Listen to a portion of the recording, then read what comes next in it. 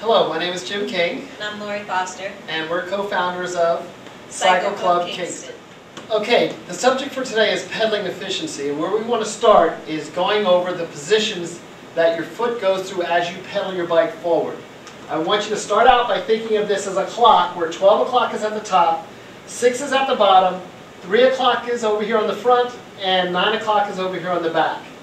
The first position that we're going to talk about is the push down, and that goes from roughly 1 o'clock till about 5 o'clock.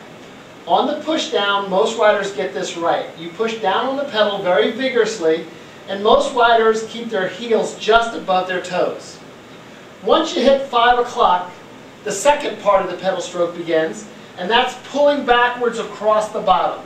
You try to level off your foot as much as possible across the bottom, and you pull your foot backwards as if you're trying to scrape the cleat off the bottom of your cycling shoe, as if there's mud on the bottom of your shoe and you're trying to scrape it off. That involves using your hamstring. The next part, and that goes from 5 o'clock to 7 o'clock. From 7 o'clock to 11 o'clock is the lift up portion, and what you're trying to do on this portion is lift up so that your other foot pushing down isn't having to carry the load of your leg. And you lift up on your leg as if you're trying to get your knee above where your handlebars are positioned. Your heel is up on this portion, and you're pulling upward. The next part is setting up, that goes from 11 o'clock to 1 o'clock, is setting yourself up for the push down. This one here, you drop your heel and kick your foot forward as if you're trying to slide it to the front of your cycling shoe. And then once you reach 1 o'clock, you're right back there in the push down phase. So basically, there's two things that we're going to cover right now, is how do you practice pedaling in all 4 quadrants. And what I would suggest is initially pedaling in each of the quadrants separately and concentrating on each portion of it.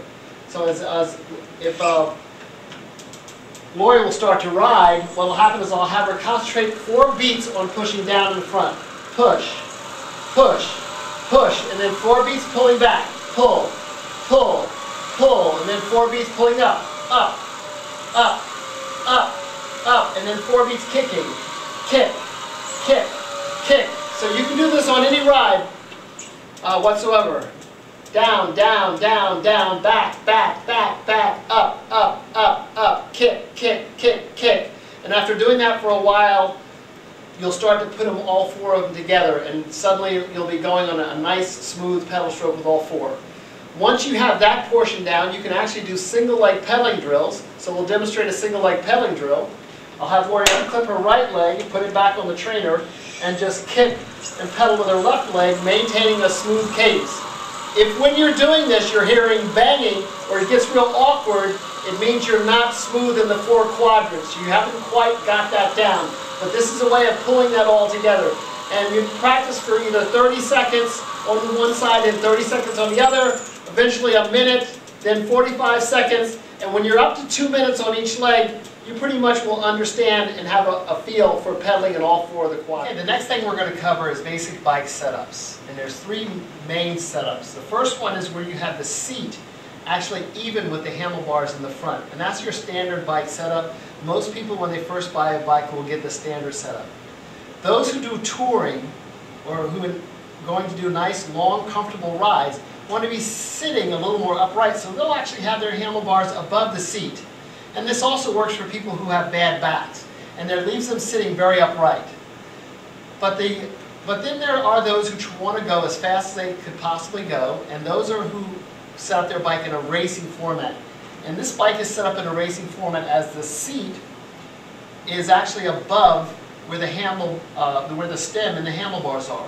So when you have the handlebars below the seat, it puts you down in a racing position, which is most aerodynamic. So generally, touring is most comfortable. Standard accommodates both. And racing is when speed is of the essence. Let's go over the dynamics of the actual pedal stroke as you're cycling. So the first thing you want to do in a good racing position is level off your arms so they're almost level. And that way when you're pedaling, you see your knees actually come to in between your elbows. And your knees are close to your top tube, and pedaling in a nice little beat. And if you begin to pedal, you'll notice that there's a slight rocking of her shoulders as she emphasizes the push down on each side. She's not, if you start bouncing up and down, it means you're not pedaling in all four quadrants. But when you're pedaling in all four quadrants, you get this slight little rock of the shoulders with this a nice rhythmic pedal. What we want to cover here is what I call a relaxation drill. So to begin with, you're going to be relaxing your hands. You're actually going to fiddle with your hands during the riding, and it also keeps your hands with full circulation. It keeps them from going numb. Your arms are very relaxed here. Your chest is slightly pushed forward, and it flans your back as much as possible. And your neck is relaxed. Your neck is in line with your body. You're actually looking upward through the top edge of your glasses down the road. And if you're in a real quick pace line, you're watching the brake levers on the person directly in front of you most of the time. Okay, and then if you start pedaling now, what Lori will do is show you a little relaxation drill. First thing she'll do is she'll take her right hand and put it to the back and press real deep into her coccyx and work on relaxing her left arm. Okay, then she'll change arms, work on relaxing her other arm and press very firmly into her coccyx the second time. And then finally she'll put both hands back and press in. And then place one hand back on the front. And she'll see that she's even more relaxed than she was before. And then the second hand back on the front. This is something you'd obviously do on a trainer and not do riding down the road. But during your off-season training, practice this relaxation type of pedaling that's very to a real advantage if you're going to what they call a tack. If the pure desire is what you do is accelerate your bike forward ballistically as fast as you can possibly go, you'll want to do attack pedaling. And this attack pedaling is when you pull down very firmly on the handlebars, really engaging your upper body, and you're stomping through the pedals and pulling up with the other leg very aggressively in a full circle, but you'll actually see the rider bobbing up and down and pulling on the bike really hard with their body. I'm going to let Lori demonstrate it first standing, and then have her seat and continue to do that attack pedaling. It takes a lot of energy. It's not something that you want to do for long periods of time, but you want to do it to separate yourself or close on riders that in front of you. So let's go ahead and demonstrate some attack pedaling. You notice her whole body is pedaling and she's pulling real hard with her arms. And then she can sit down and continue that same thing, pulling with each pedal stroke.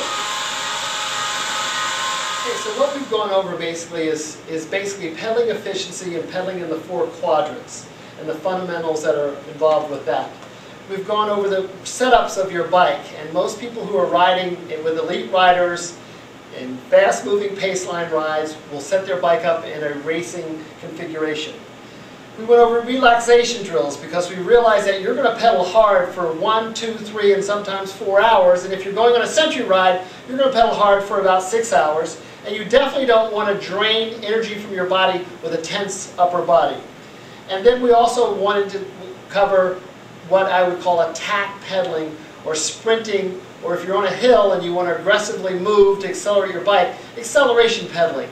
And you see this very aggressive, takes a lot of upper body pull, and you're really stomping down through your bike and lifting up hard on the other side. You're letting your bike rock back and forth between your legs and pulling really, really hard.